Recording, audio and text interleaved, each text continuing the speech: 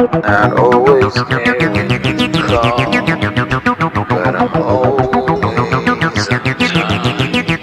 Oh yeah, we right back up with this with a blast from the past. I love to play this song when I'm rolling through Rosecrans. Yeah.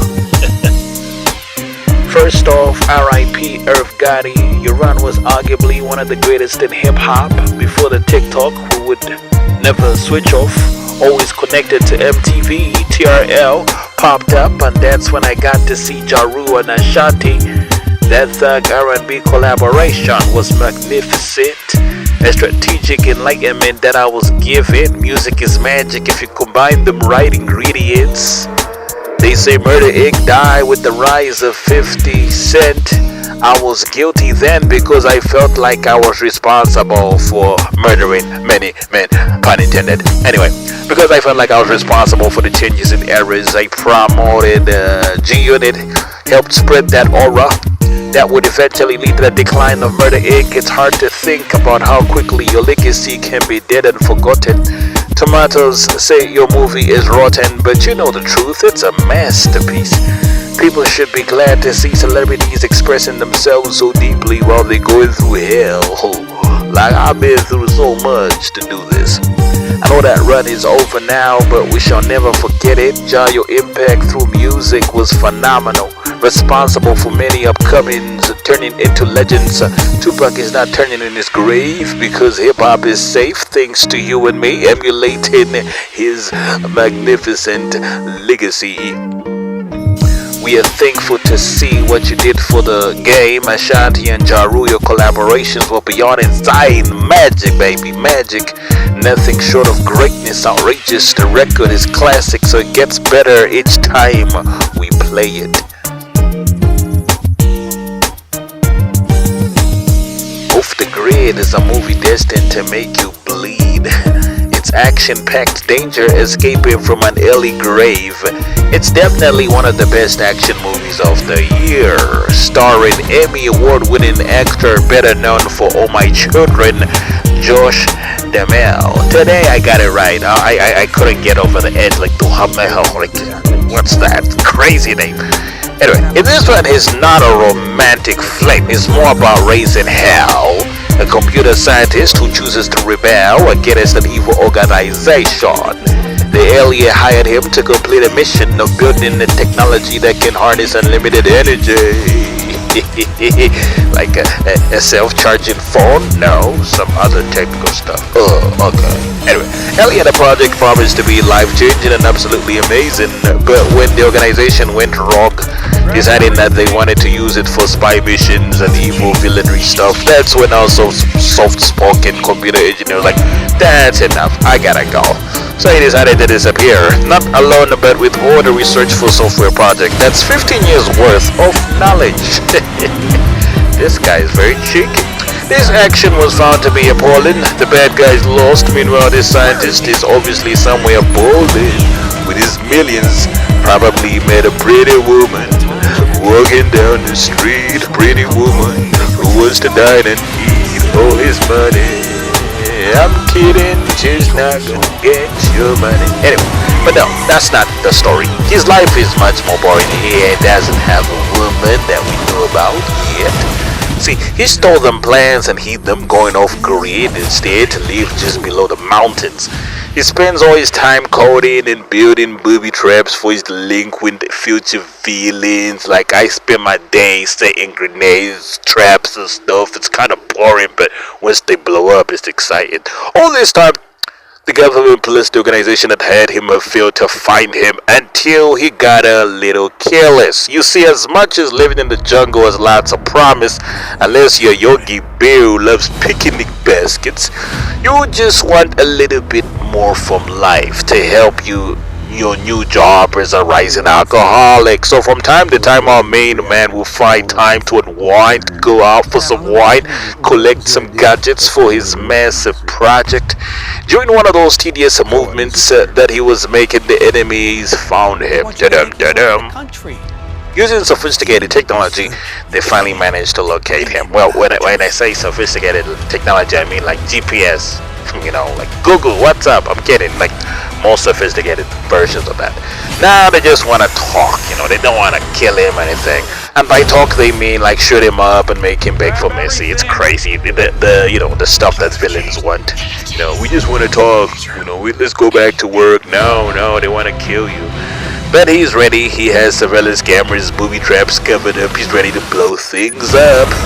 One thing about our hero is he's very dangerous but chooses not to self-destruct. Meaning he doesn't love using hand-to-hand violence. Rather, when things are spiraling, he'll detonate bombs that hit you just as strong but not quite as the punch of Jackie Chan. So though you might lose an arm and leg here and there, at least you don't have to fight him face to face. Eh? This guy could probably make a bomb with baking powder and toothpaste, okay? While the world struggles with an arms race in the modern day, technology has ultimately become the one thing that separates the top dogs from the second fiddle. So learn how to code and fix computers just a little. Off the grid is off the hinges. I love it. We the bug. Yeah. Holla holla. Josh Devell. He the boy. Murderbot is a robot with feelings. Sure, he doesn't talk much, but he matters. So from time to time, show him that you care. Okay. A Pat machine has been having a crisis of conscience. He wishes he was more budget-conscious surveys in the corporation Well, he have a desk going machines, shoot bad guys, save humans. So to help humans who don't even appreciate him during one of these expeditions, Murderbot decided to disconnect the circuits that his makers used to control him. Like, let's see if my bosses will control me now. Ha ha ha. That means he is autonomous and completely free thinking. Murder has been plotting to escape his workstation, but he hasn't found the resolve to give up on the government cheese they feed him. Sounds like all of us trying to quit our 9 to 5 so that we can move back in with our parents. Wait, that's not it. Quit your job and chase the dream. Okay, yeah, become your own boss. Murderbot also got big dreams, but first he has to pay bills for a lot of things. So he decides before he lets go of it all, one more mission to protect humans. Good luck. Good luck, Murderbot. Good luck. The humans that he has to protect are different. He meets a group of oddball scientists with radical approaches to managing stress and anxiety. They sing, they shout, the party like nobody's around. Most importantly, they are very smart. At first, they don't trust Murderbot, but after he saves their lives over and over and over again, their feelings start to pour in. They love him, but they just don't fully trust him. Sure, he seems like he has good intentions, but when you see him with a murderous weapon, it makes you wonder. Can this guy turn into Arnold Schwarzenegger? Because sometimes I look like Sarah Connor, and you guys be like, I'll be buck. Get to the chopper before I chop you up. Anyway, so the whole show is a metaphor for how to get along with strangers. In a work environment, sure, we can't always trust everyone, but we have to be codependent. Superior, make sure you share your cup of coffee with Mark, okay? Also, I guess the hidden meaning being AI is not the enemy. It's there to help us, so let's use technology to make life beautiful, gorgeous. Warranty void if unit is dismembered, reprogrammed, submerged. The Librarians, the next chapter is a supernatural adventure with magic, horror, and a lot of comedic moments that will have you glowing like a pregnant lady.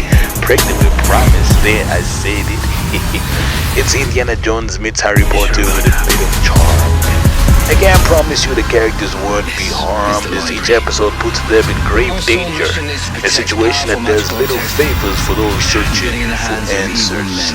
The show is a spin-off of the famous movie series The Librarians.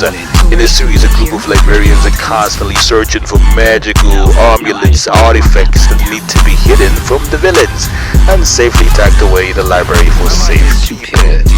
Easy, right? Well, far from it. To survive each episode, they'll have to fight demons, giants, zombies, magic-wielding humans with the worst intentions. To be honest, it's very stressful. Stressing.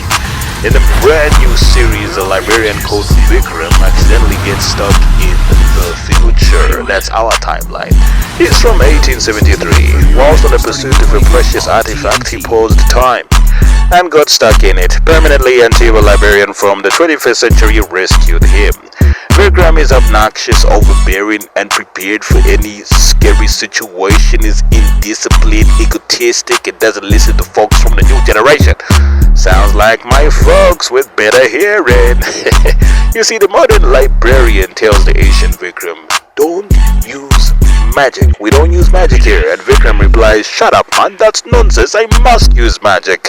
And that's where all the problems begin. Vikram, suffering from nostalgia and homesickness, accidentally unlocks magic that is then harnessed by many a demonic presence. If he wants to return to his timeline in time for Christmas, you have to help sort out everything in time, okay? The show is very wild, ambitious, and full of substance. It's not a voiceless adventure. It has soul. Plus, it can be so unpredictable. You sure about that? This is the library. Our sole mission is to protect powerful magical objects from getting in the hands of evil men. So cool. You cannot comprehend the danger we are all in. So we're just gonna wait here for a creature compelled to kill us? Good. No, I just wanted to lock that plan down. My mind is superior to yours.